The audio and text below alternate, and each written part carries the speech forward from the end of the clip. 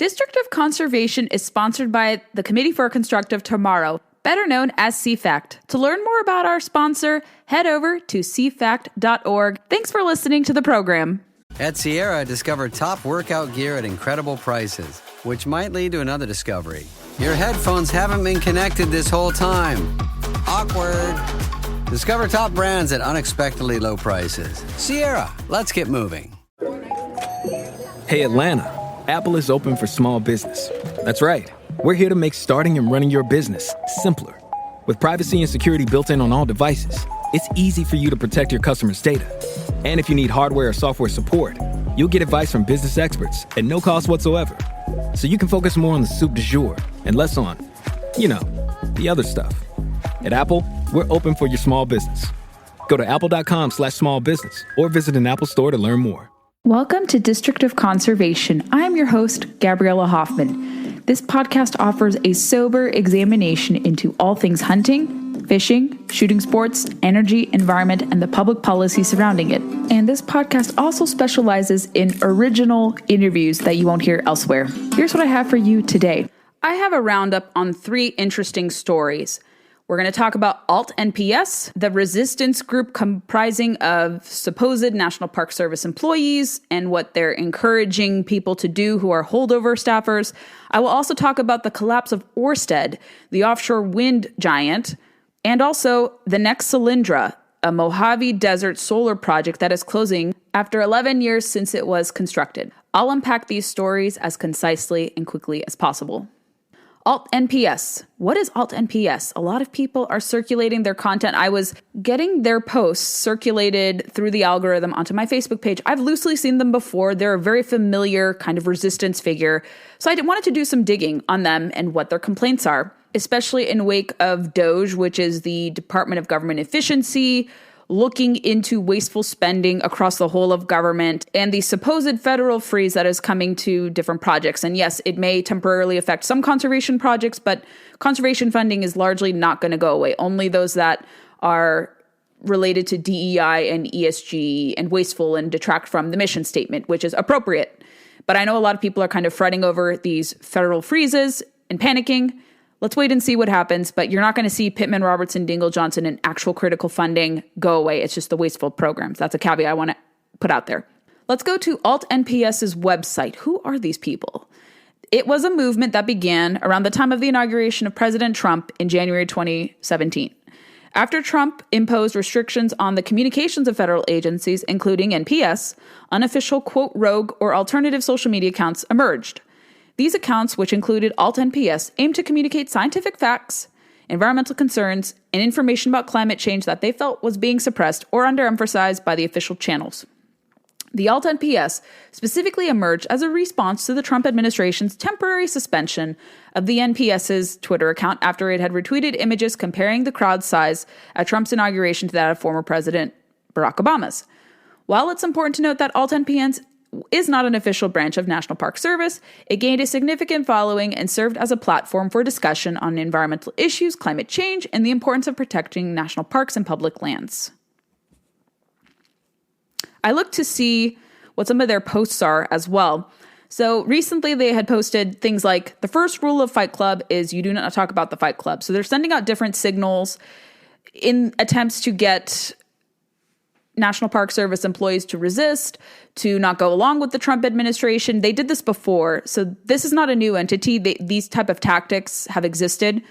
Another thing that they have said in one of their Facebook posts is, our coalition is a peaceful resistance, a group of tree huggers dedicated to keeping Americans informed.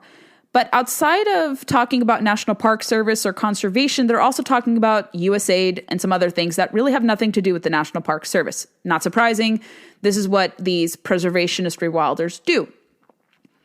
I look to see what their complaints are, and I know a lot of people are worried. They're seeing the headlines that this is going to lead to a freezing of seasonal employees at the National Park Service.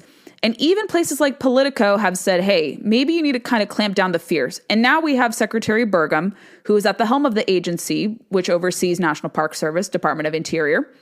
So Politico has this headline, Trump's hiring freeze creates scary time at National Park Service. National Park Service is a 20,000 member strong agency of park rangers and desk jockeys who oversee some of the nation's most beloved lands. They write that from a hiring freeze that could cripple parks during the upcoming busy season to a blanket invitation sent out to all federal employees to resign, NPS staffers have faced a volley of presidential edicts, unusual for this early in a new administration and aimed at cutting their ranks. The article further writes that outside observers hope that Burgum brings some order to the new regime under Trump, as well as act as an authoritative voice reporting to the White House. You have to go a few paragraphs in, even in this Politico report, to say that while they talk about the January 20th executive order stopping the new hiring process of employees to the federal government, they say while a secretary order signed the same day by then acting Secretary Walter Cruikshank exempts seasonal employees from the freeze, and yet panic is still ensuing. Now, reading at the end of the article, here's an interesting thing. The Trump administration ordered NPS to report all of its employees currently within a standard one-year probationary period, as well as those hired with money from the Inflation Reduction Act, and those employed in programs related to diversity, equity, inclusion, and accessibility. Interior last week gave itself 30 days to end those programs, and Trump has ordered a layoff of people working in those programs across the federal government. I think it's reasonable to look into these wasteful programs that, again, have nothing to do with the National Park Service. And if seasonal employees are not affected under these federal hiring freezes, why is there panic ensuing? We will see perhaps Secretary Burgum come out and say that, yes, there will be some programs that are assessed, but rest assured, nothing is going to change with the integrity of the National Park Service. We want to help make it work and function properly. As I communicated in an earlier episode this week, the NPS, like other Department of Interior agencies, sub-agencies, had been bogged down with wasteful spending, a detraction of mission statement, a prioritization of climate over conservation. If there has to be an assessment over how monies are spent, I think it's well worth looking into that. And you could simultaneously do that and keep the integrity of the National Park Service. Spending, as you all know, does not correspond to more efficiency. Throwing money at a problem is not necessarily going to improve things, especially conservation initiatives. There will be a solution if there is a pressing problem with seasonal workers because more people are visiting the national parks, and I think Secretary Burgum is going to help rectify the situation. I was looking to see if AltNPS is a credible organization because a lot of these kind of left-of-center, resistance, preservationist groups love to say that we have credibility, we're in the right, we know what's best for conservation, and our opponents are going to just steamroll and destroy nature as they know it. AltNPS is classified as an NGO, a non-governmental organization, that is specializing in the sale of t-shirts. I looked to see at authoritative sources like the Better Business Bureau. You look at the profile of AltNPS, it's a incorporated non-governmental organization in North Carolina. Better Business Bureau says that they're not accredited. And if you scroll a little bit down, as a clothing entity, it's listed as a business category clothing. The BBB file opened in March of 2019, and they list it as an F rating. Reasons for rating. Why is it given an F rating? Failure to respond to 3 complaints filed against the business. I wonder what those complaints are. I'm not sure if we can see this, if it's publicly available, but that leads me to believe their credibility can be questioned. And they're not representative of all National Park Service employees. What a shocker. So as this group is made into a new media darling, be careful. Read about their credibility. See what they're advocating for. They are largely protecting a lot of the climatism that has embroiled these agencies and made them worse and less functional.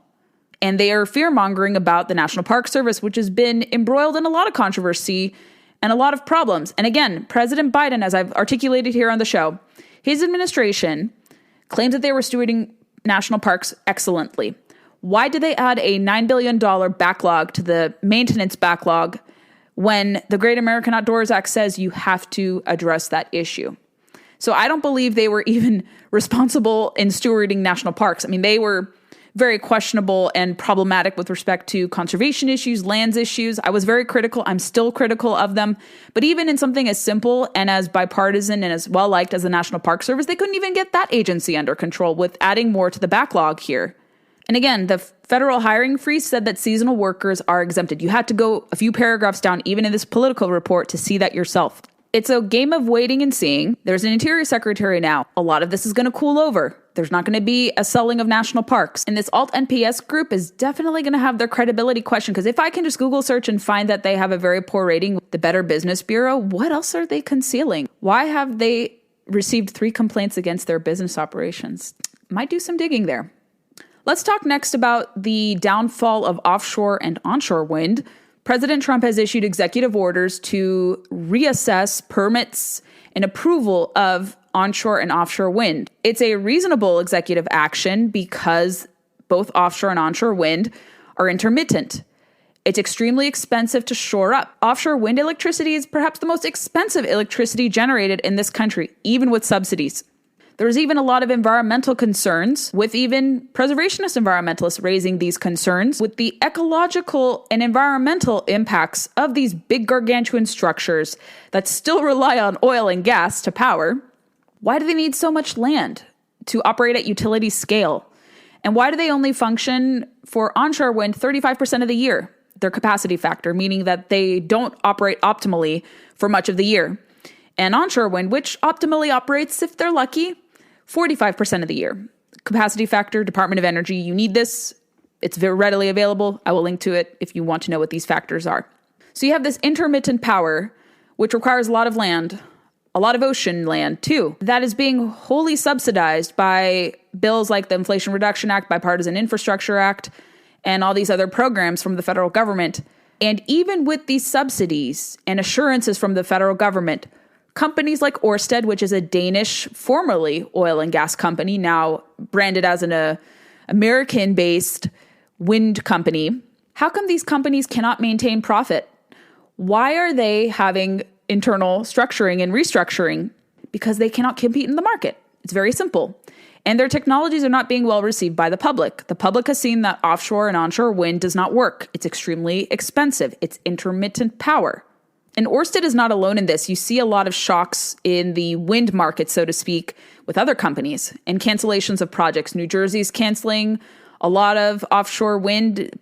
Governor Phil Murphy put out a statement saying that we will be pausing future offshore wind projects in New Jersey's coast. That's a huge concession for someone who has been so gung-ho about offshore wind. Incredible.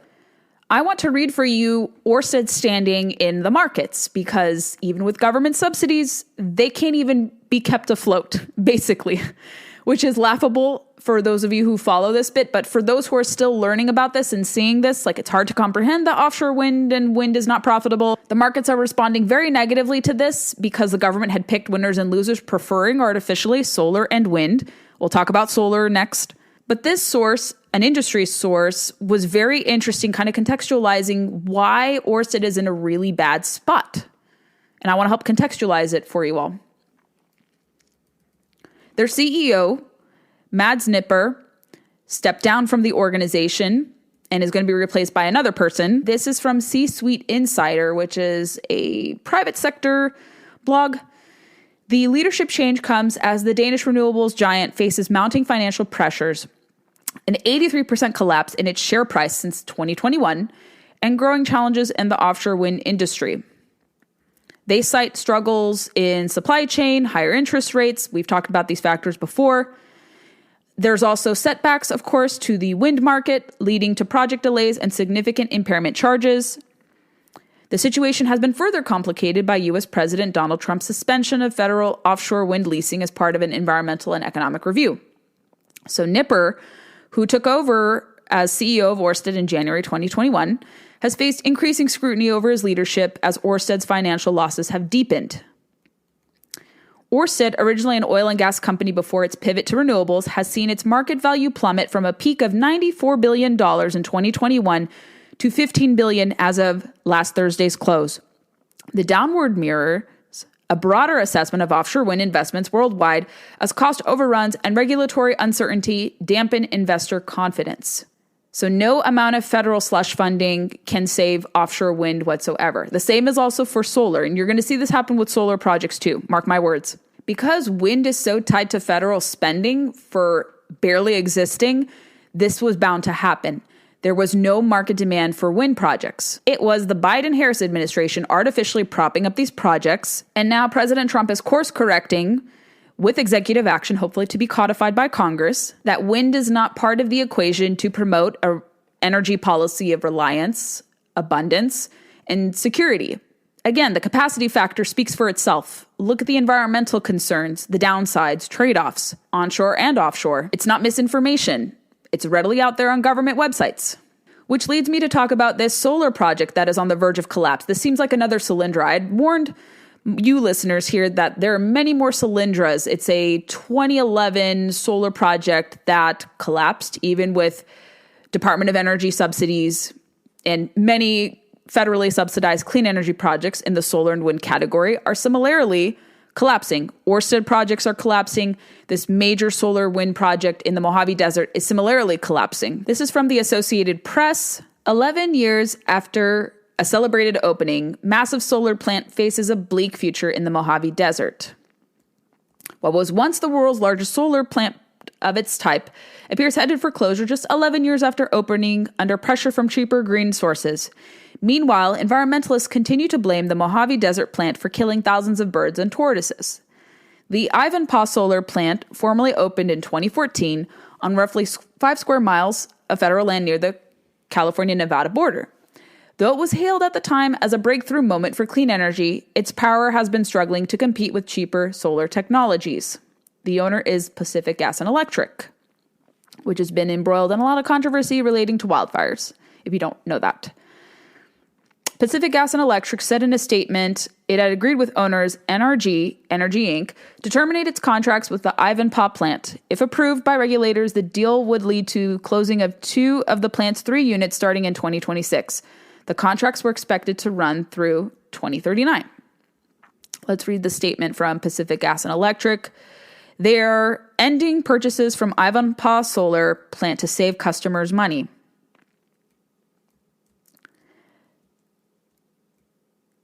P&G determined that ending the agreements at this time will save customers money compared to the cost of keeping them through 2039. Now P&G and solar partners have agreed to terminate the contracts if approved by the CPUC. Customers would no longer receive power from the plant beginning in 2026. So why aren't these supposed clean energy projects not working? Why are they being shuttered? What is also being done about end-of-life cycle recycling and disposal of panels, turbines? Many of these components lay wasteful. They don't get removed. And then they are put into landfills where they don't decompose and invite a lot of environmental problems.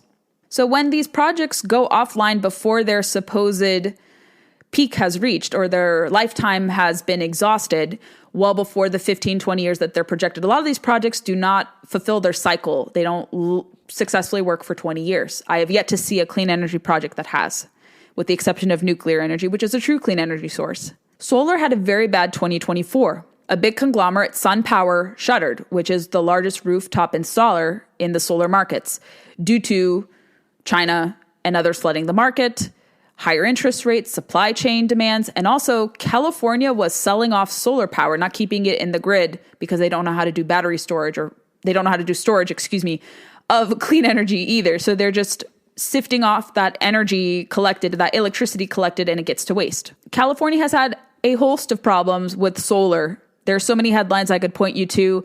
Just do a simple Google search. We've talked about California solar and some of the downsides to it as well. You'll see a lot of sunlight placed on a lot of these wind, solar, battery projects and find out that they were fraudulent and often rewards to backers of the last administration. It might be painful for some to grasp and understand, but sunlight's the best disinfectant. And I think as we're entering into this abundance era, promoting reliable energy, people will see that part-time sources like solar and wind cannot adequately supply electricity and power. And it's going to be hard for some people to grasp, but that's the reality. Why do we have to upend first world living standards to reduce global temperatures by 1.5 degrees Celsius that will only lead to maybe a 0.2 of a degree Celsius reduction in carbon emissions, yet destroy the economy? Makes no sense. That's what these are.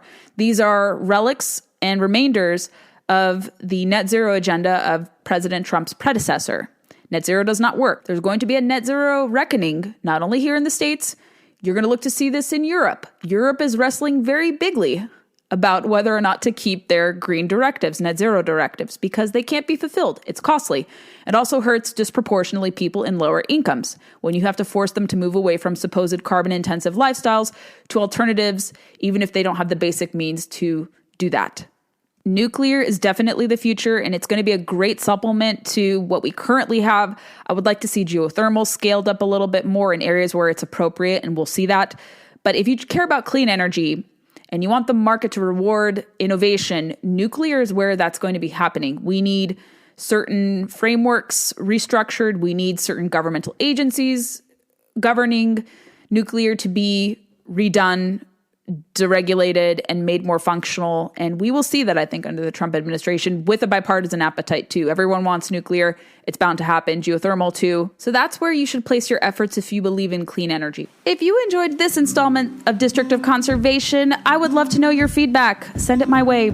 Please be sure to leave us reviews on Apple, Spotify, or wherever podcasts are played. And also check us out on Facebook, Instagram, and Twitter to never miss a beat nor a guest announcement. Thanks so much for listening to District of Conservation. I hope you have a wonderful day. And please share the podcast to those who may be interested in learning more about these critical natural resources, environment, energy issues.